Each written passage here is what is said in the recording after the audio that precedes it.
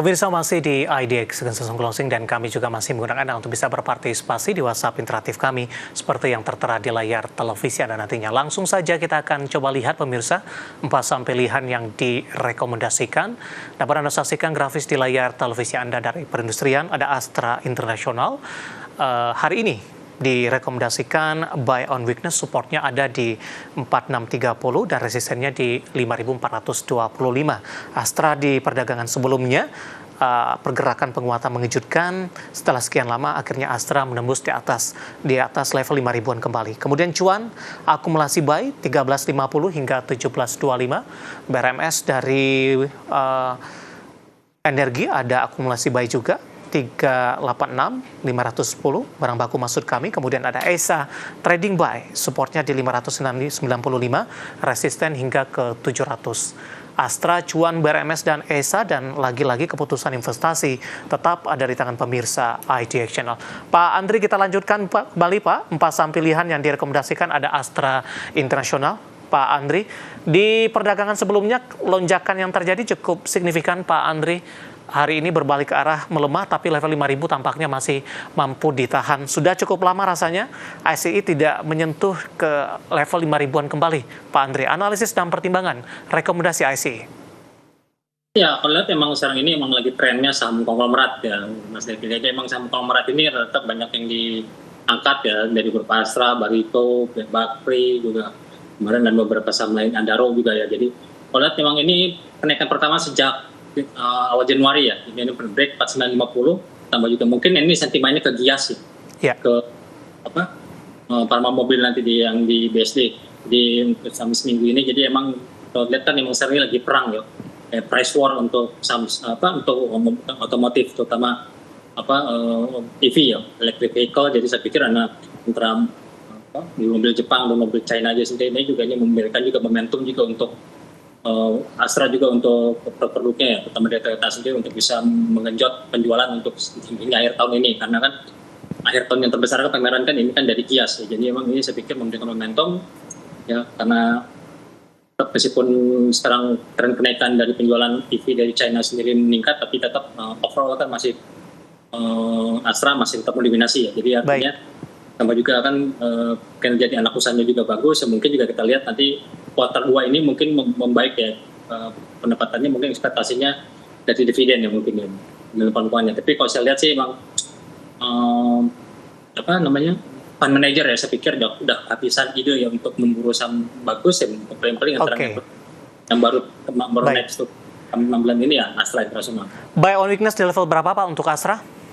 Ya, saya pikir ini 48.400 sampai 4950 tadi low ini kan gapnya di sini ya, saya pikir bisa untuk kita beli. Baik, pelemahan hari ini masih cukup wajar Pak, supportnya masih terjaga ya Pak? Ya, sebenarnya cukup wajar ya, karena kan turunannya kemarin kan sempat 4.400 naik sampai 5.100 ya, saya pikir normal aja ya, nanti menyepai lagi. Target ke 5.400 ini sampai kapan Pak Andri? Ya paling-paling dalam 1-2 minggu ini ya, mungkin nanti ekspektasinya mungkin minggu depan, karena Gias kan udah bisa kelihatan ya penjualannya dari efek price war ini dan di otomotif ini. Baik, dari Astra International kita bergeser ke saham pilihan selanjutnya Pak, dari saham grup Prayogo Pangestu.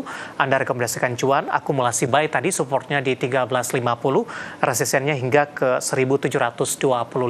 Ada Bapak Purnomo dari Surabaya, Pak Andri menanyakan saham cuan juga ini. Saya akan coba cek terlebih dahulu. Cuan sudah layak belikah buat untuk jangka menengah Pak?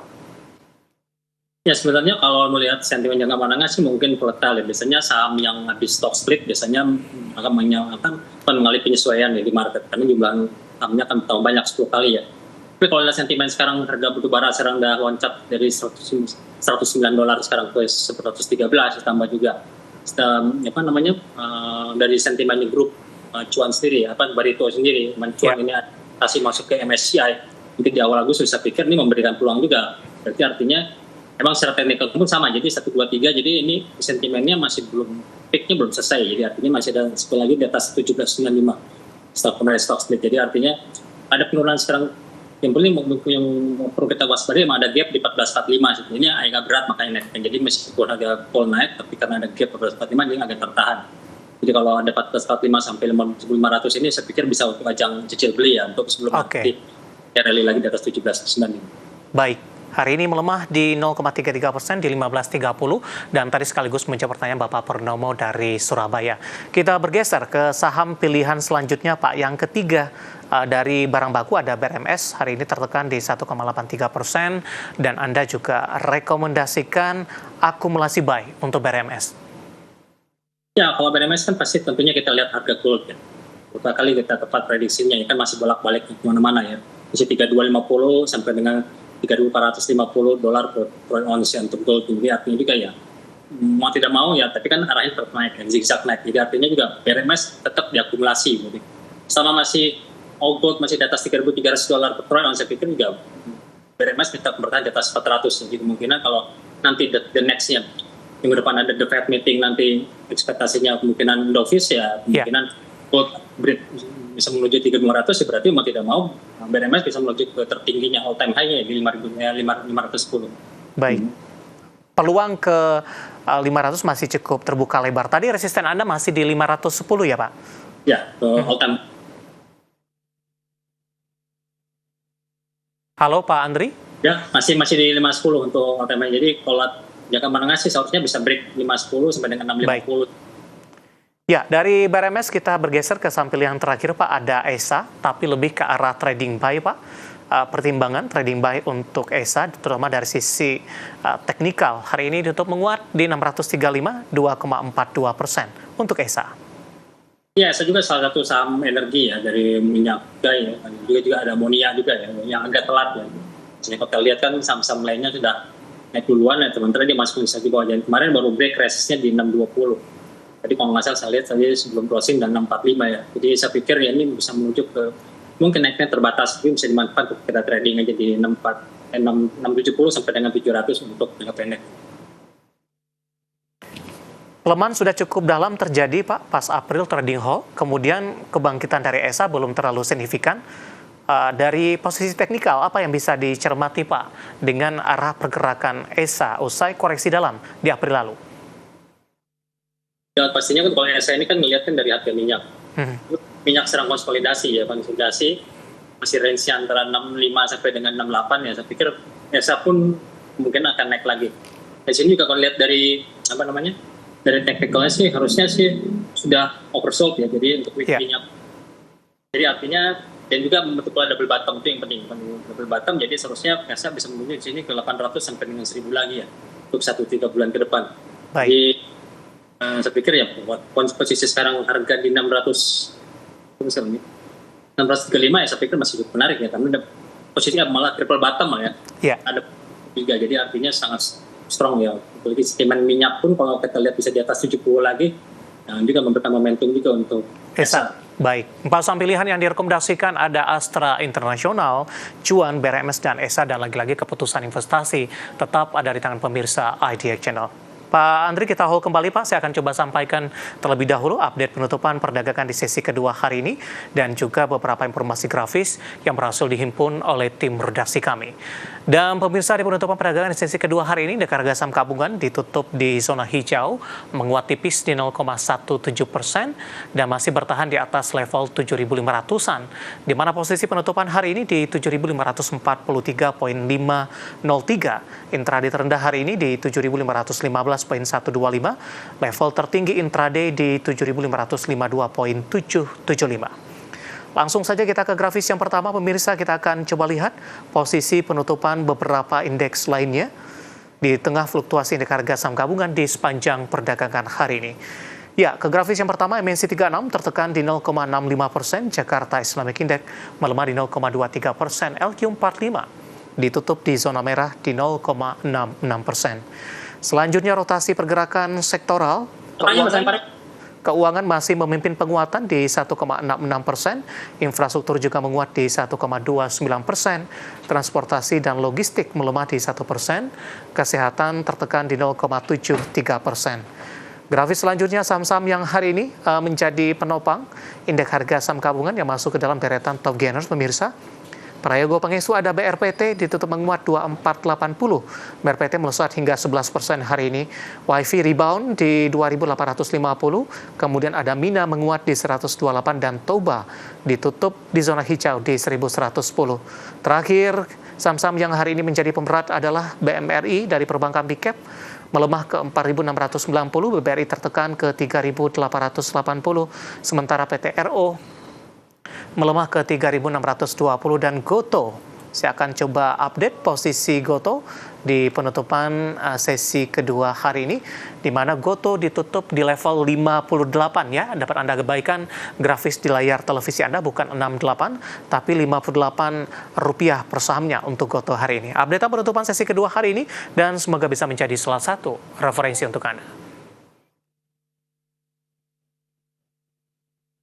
Kita akan jeda kembali dan kami akan segera kembali pemirsa, di mana beberapa WhatsApp interaktif masih ada beberapa pertanyaan kami, dan kami akan segera kembali sesaat lagi.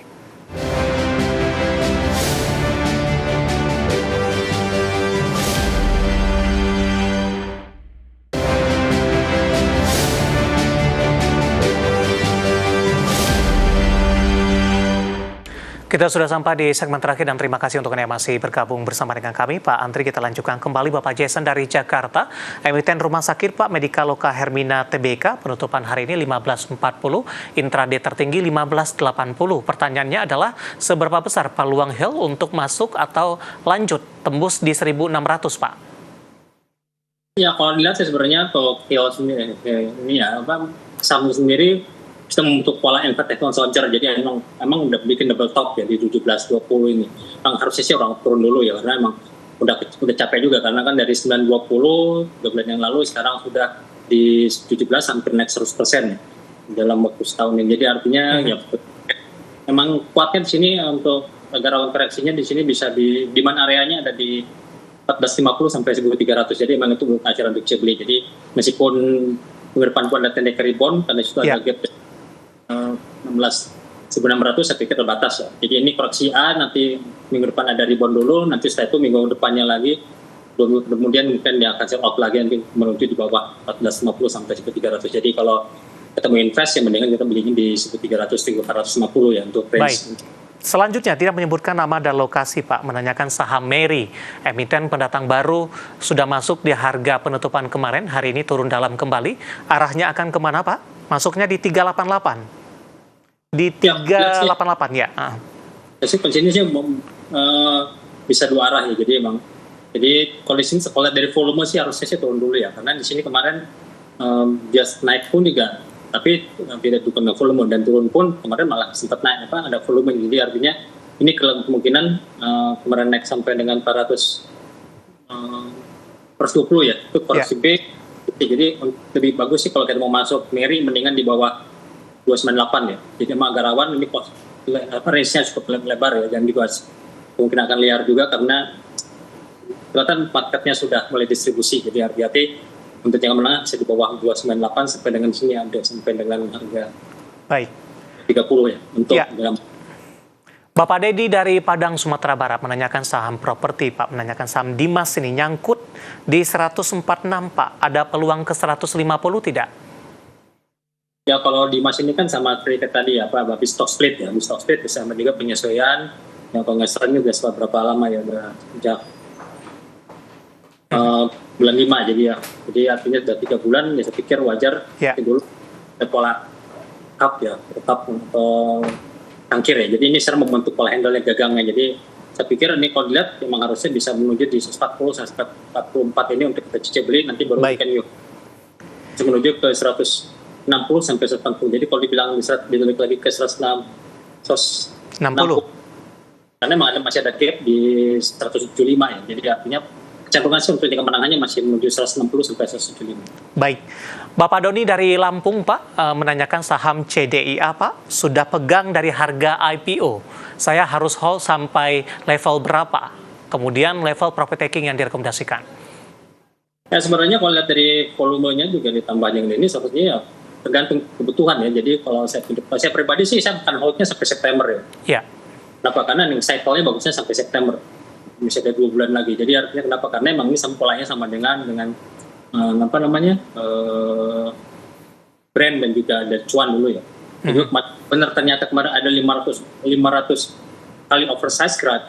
Ya, jadi minimal masih ada bid minimal 23 triliun yang siap masuk ke saham jadi CDA ini ya. Oke. Kalau dilihat ya saya pikir Yang ini kan naiknya pun kan lebih dari 700% lebih, itu volumenya kan tipis. Sementara dana puluhan triliun ini kan masih belum masuk. Nah, ini mungkin bisa ada pembukaan. Pikir sih hold aja ya selama masih selama belum ada seller, selama masih polanya masih akumulasi, saya pikir masih bisa hold. Kita ke Lampung, Pak Andri. Bapak Joshua Nainggolan menanyakan saham NISP, Pak, Bank OCBC, NISP, TBK. Baru ingin masuk, direkomendasikan tidak, Pak, entry untuk NISP? NISP kalau lihat sih agak spekulatif ya, karena udah di puncak ya. Ini bentuknya pola bull flag, jadi artinya dia sudah mendekati resist. Ya. Agak hati-hati, emang fokusnya sih kalau tipikal saham ini mendingan kita untuk jangka menengah ya, karena kalau sampai 13.75-nya nggak break, ya dia balik lagi bisa di bawah 1.300. Jadi mendingan kalau seperti ini, mendingan kita cicil beli, yang menunggu sampai di break di atas 13.75. Untuk targetnya di sini kalau bull flag berarti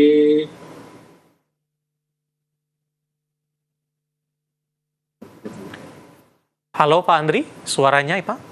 Targetnya 13.70 sampai dengan 13.70, berarti targetnya ya antara 13.70 tambah 110 berarti. Oke, baik. Jangka menengah. Ya, selanjutnya menanyakan saham OASA Pak. Penutupan hari ini 206 untuk OASA, nyangkut di 210. Masih bisa di hold tidak untuk OASA? OASA sih masih bisa ya, polanya sama juga seperti kayak si NISP ya. Ya polanya emang kalau diresist semua ya.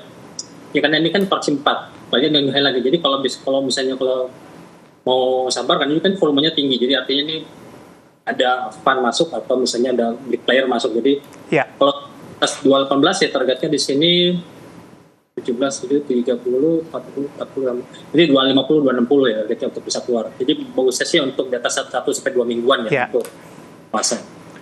Baik, analisis untuk OASA tidak menyebutkan nama dan lokasi dan tampaknya sekaligus mengakhiri kebersamaan kita untuk kali ini.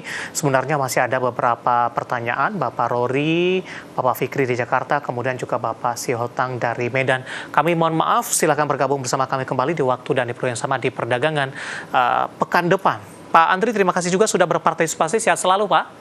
Ya, sama-sama, Mas. Baik, terima kasih ada Bapak Andri Zakaria Siregar, founder CTA Saham. Dan pemirsa jangan lupa saksikan program Prime Market Hali yang akan tayang pada pukul 20 waktu Indonesia Barat. Karena urusan masa depan harus terdepan, aku investor saham. Saya David San Oval pamit undur diri. Sampai berjumpa kembali.